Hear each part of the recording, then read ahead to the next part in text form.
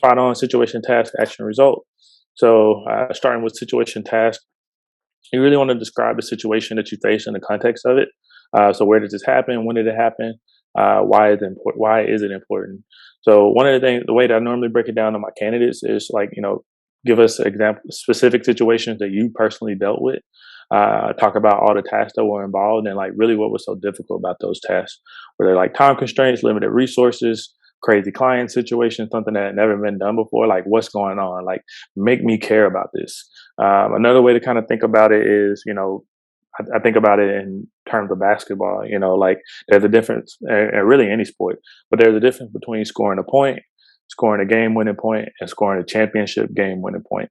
So as you're kind of thinking about those situations and tasks, you want to lean more so on championship game-winning points as opposed to just any old point. So think about it from that perspective, and that kind of give you a little bit more insight. So is this story enough for me to care, or is this just a run-of-the-mill story? Like this is just business as usual, nothing special about it, and that's not what you want. So as you're kind of forming those responses, some of the things to think about: how does this answer the interviewer's question?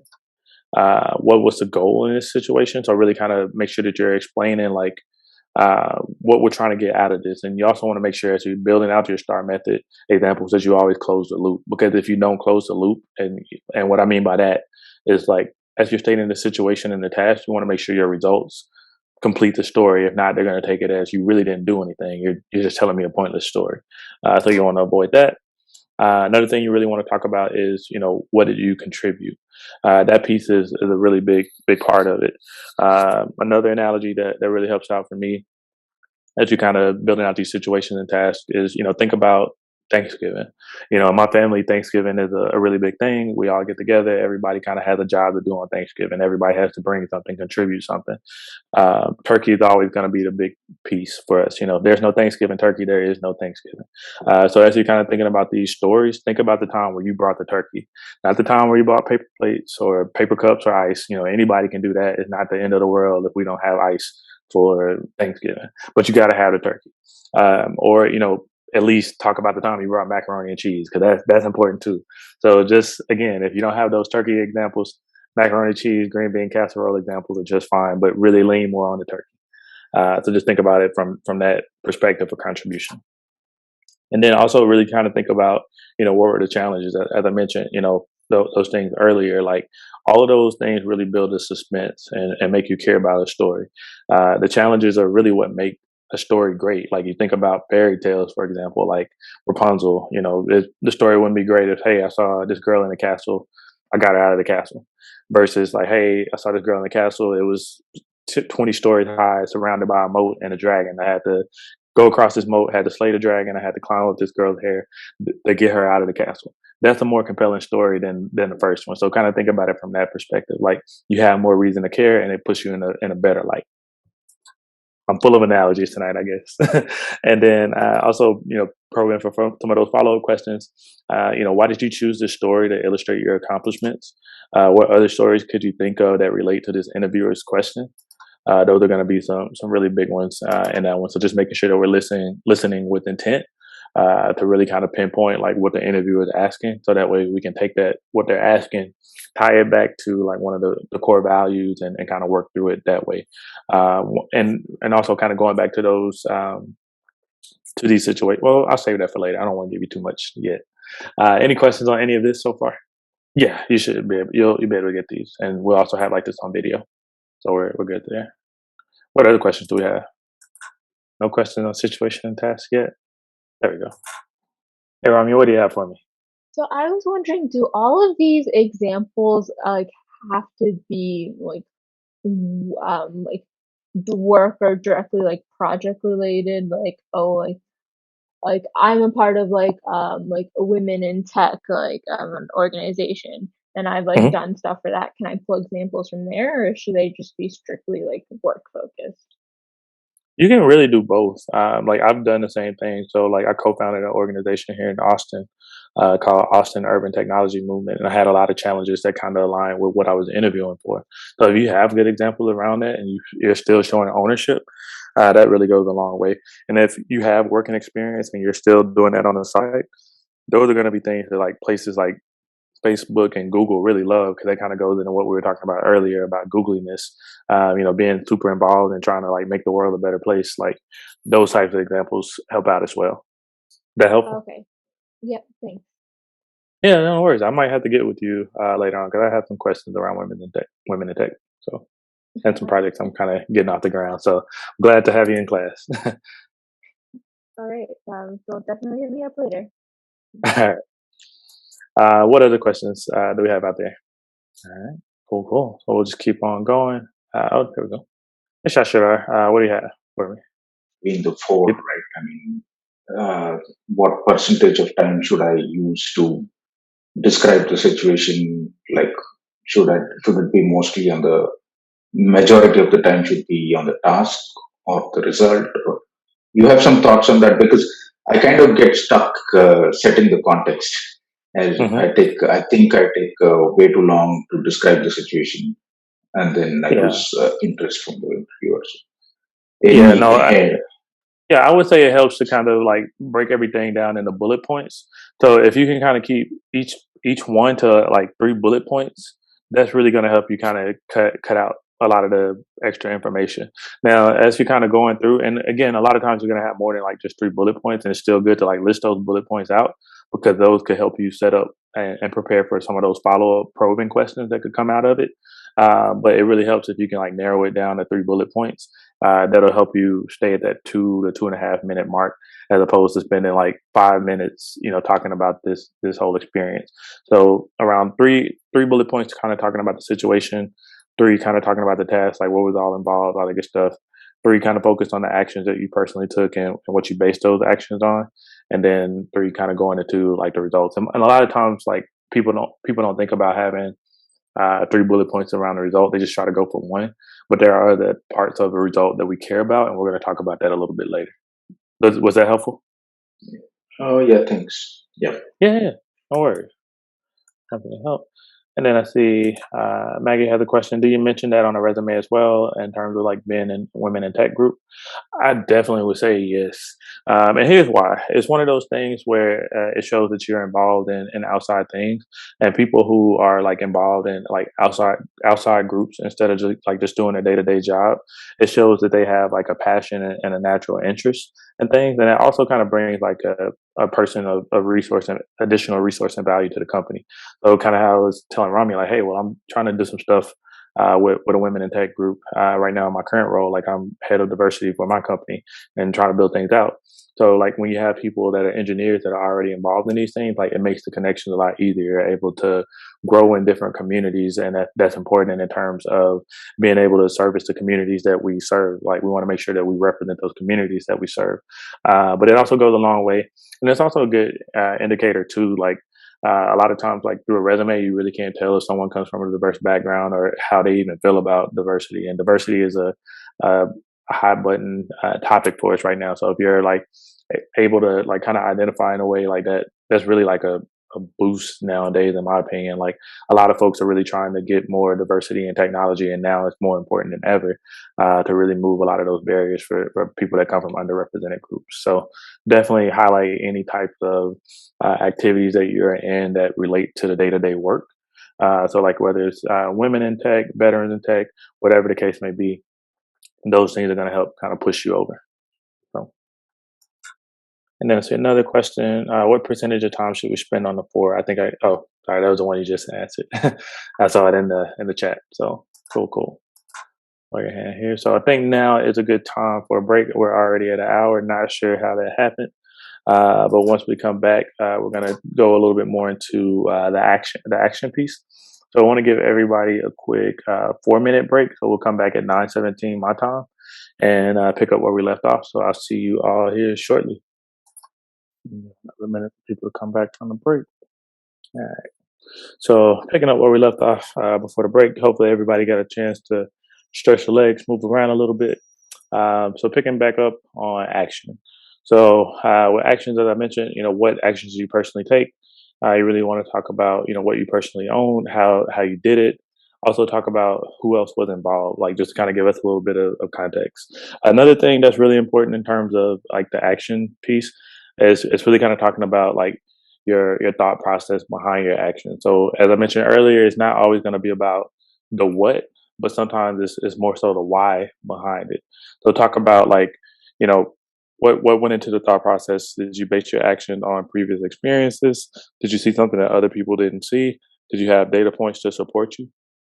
And also keeping in mind that like data points aren't always going to be like zeros and ones. Data points can simply just be like um, just kind of saying like, okay, we have certain milestones that we missed on this project, or maybe we have we're starting to see like drop offs in certain areas. So just kind of having those things, just kind of like backing your actions up, really go a long way. Especially with like FANG companies, they're very data driven, so they really want you to kind of use data as kind of like your guiding light as you're going through and building out your action. So just kind of keeping that in mind. Um, so as you kind of think about your responses to it, like really ask yourself, are you the key driver on this project? So just really making sure that you're showing like the ownership piece of it. The more that you actually own of it, the better the example. Like just in terms of like the overall actions, because like that's really going to help you out in terms of like up leveling. And that's again something that we want to make sure that people come in at the right level, because it is hard to go from L5 to L6 naturally. I've seen people be at L5 for like 3 years before going into an L6. So we want to make sure we get this right the first time in terms of that level. And so really show the ownership and really talk about like what your biggest contribution was. So again, ask yourself, is this going to be a turkey situation, or is this going to be a paper plate or bag of ice type of situation? But really make sure, like as you're kind of talking about your actions, like you're putting yourself as a big contributor to it. Also think about like what unique values did you bring to the situation.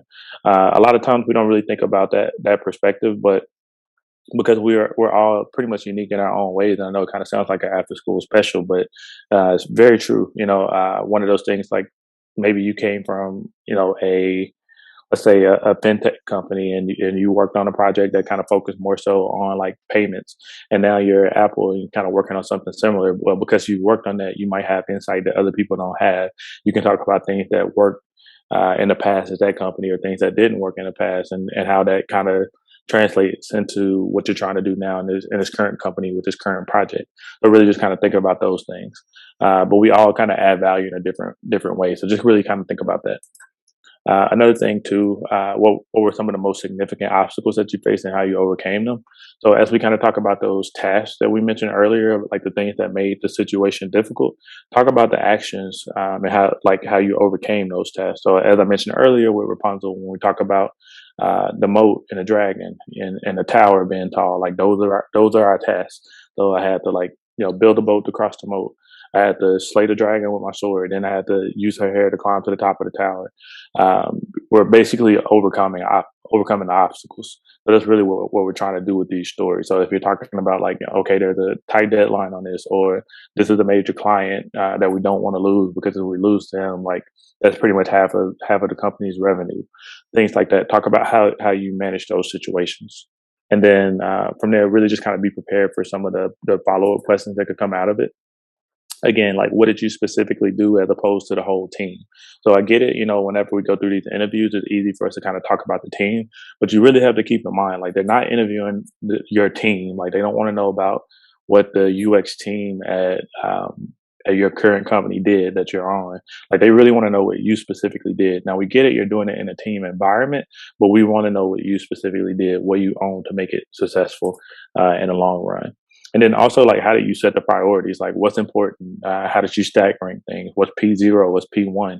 P2, P3, things like that. How do you deal with those problems? And when did you get the manager involved? And how did you get their buy-in as well? Because like one of those things that we don't think about, and I think it does kind of, it's pretty indicative of a level as well, but like just kind of knowing when to raise our hand and maybe get like a little bit of help, but also like getting that stakeholder investment. That really goes a long way in terms of like getting things on board and being able to move the needle a lot quicker. So that's something that they really look for as we kind of build out some of these examples. And then also think about what decisions did you push back on, and why did you push back on those decisions? So it could be something as simple as, okay, we want to take one methodology over another, but in hindsight, as I was viewing the situation, I chose to go with this methodology because it would yield a quicker result and it would be easier on the customers as opposed to the other way. So really kind of, again, talking about the importance of the why as opposed to the what, because whys go a lot further than what's. So just keep that in mind.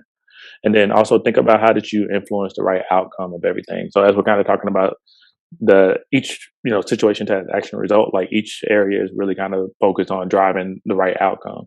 So with the actions, just kind of talk about how your ownership, your thought process, the work that you did got everybody on track. And as you're talking about the result, making sure there's like a correlation between your actions and the result. But really make sure you're bringing that home. Any questions on that piece? Pretty straightforward. Cool. All right. So results. So pretty much results are straightforward. Like, how did you measure your success for this project? What results did you achieve on it? One of the things that really help out is like if you can kind of quantify it. Oh, looks like we got a hand here. Sorry, I missed you there. Hey, but guess what do you have for me? So when we're developing this star method, do we Mhm. think of only one particular project, or should we, kind of think multiple projects that we have done? Like, should we be ready with multiple examples or just one? So And you're going to want to have multiple examples across the board. So really think about projects that are going to be relevant to the role that you're interviewing for. So again, it all starts back with like the job description and understanding the role and the duties, and not even just the job description, but really utilize your recruiter as well to kind of understand the role. Once you have like the understanding, like that's when you can start thinking about projects that are going to relate to this particular role and start building out those STAR method examples around those various projects. But you want to have multiple projects to be able to talk to and multiple situations to be able to talk through, because that's going to show that you have more exposure, you have more scope, you're doing more than just one thing, you're owning different things of the different parts of the software development life cycle, things like that. Like, it's going to put you on a higher pedestal than as opposed to the opposite side of it. So okay, that helpful? thank you. Yeah, Yeah, no worries. Good question. Cool. So keeping things going. But yeah, being able to quantify your results really goes a long way. Again, as I mentioned, like unless you're coming from a FANG company, going to another FANG company, like a lot of it isn't going to translate as well. So you really want to try to put things in perspective through the quantity. Cost saving is always going to be an important one. So like if you're able to save money doing whatever it is you're doing, that's always going to be a big one. I don't know a company that doesn't want to save money. That's just unheard of. Also, by quantifying it also helps us understand like the volume, size, and scale. So we can kind of be able to prepare ourselves to like scale up. So as I mentioned, like scalability is one of those things that a lot of people struggle with. So let's say you're working on an app and it's geared towards like a team or so, or maybe a company of 100 people. And now you're trying to take this same thing that works for 100 people and take it to, let's say, 100,000 people. Like, how would you scale it up? What type of problems would come out of that?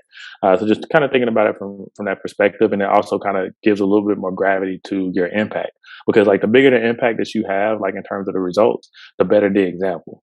And that's really what you want to think about as you're kind of building it out.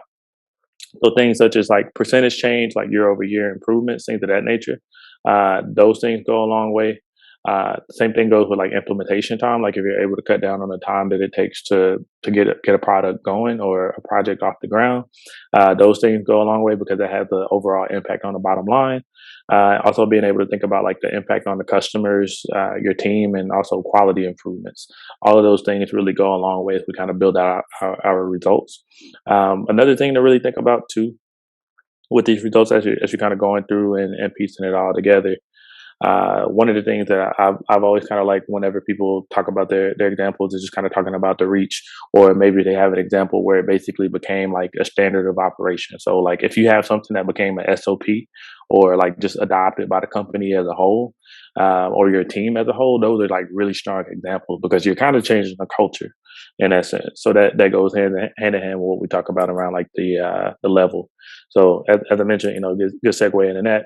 So as far as like for people that are entry level, and again, entry level is going to be 0 to 3 years of experience. Like if you're having an impact on your team or on your project, that's going to be like a good L4 type of response. For L5 people, which again is going to be more experienced engineer, that's going to be that 3+ years of experience, like you're going to have more of a cross-functional impact. So not just having an impact on your team, but having an impact on like the other teams that you work closely with or in proximity with. And then, of course, for more managers, senior leadership, and I would even say like for L6s, it's going to be more of like an organizational level. And what I mean by that, for L6 on an organizational level, like let's say if you're a software engineer and you fall under the infrastructure umbrella, and like, the engineering is broken up into multiple umbrellas. So you have like infrastructure, you have platform, you have UI, UX. But let's say what you're doing and you're trying to present an L6 example, like what you're doing needs to have like an impact on like the infrastructure. It needs to have an impact on the UX, whatever umbrella you fall under. Like if you're having an impact at that level, that's a strong example for L6. And that's honestly like God and His truth, like the deal breakers between like L6 and L5 was the impact that someone had. So just keep that in mind, like as we're kind of going through it. And also when you're forming your responses, some of the things you really want to think about, why did you choose to focus on these particular results? Like what was so important about these results? What did they say about you? What did they say about the customer? Like just being mindful of the picture that you're painting here. Also think about what other results were important. So like as we're kind of building things out, are we taking a hit on quality? Are we taking a hit on speed? What things are important to make this a successful example? And that also kind of goes into like the trade-offs as well. Whenever you cut a corner, like sometimes something has to take a hit. The quality take a hit? Does the cost take a hit? Are you having to pay more to move quicker? Or is it taking a little bit longer to get things done? And just really kind of talk about what's at hand. Whatever you do with that, you just want to make sure that, it's one of those things that doesn't hurt the customer, because you don't want to give an example that basically sounds like a good example in one area, but raises a red flag in another area. And that typically happens a lot. So it's always important to go through and like spot check your STAR method example and see if you're raising any red flags into any other leadership principle or core value that's important to that company. And then, of course, just being prepared for some of those follow-up questions. What were some of the lessons learned? That's always going to be a big one. Even especially like in like failure situations, like if they tell you about a time where something didn't work out, you really want to talk about, even though it didn't work, this is the lesson that I learned and it helped me be successful in my next project that was something similar. Also, another thing to really think about is, what could you have done differently? And, how would you improve this process or result today? So one of the things that's really important for a lot of the FANG companies is like looking for people who are very like critical of themselves. Like they're always trying to look to be better.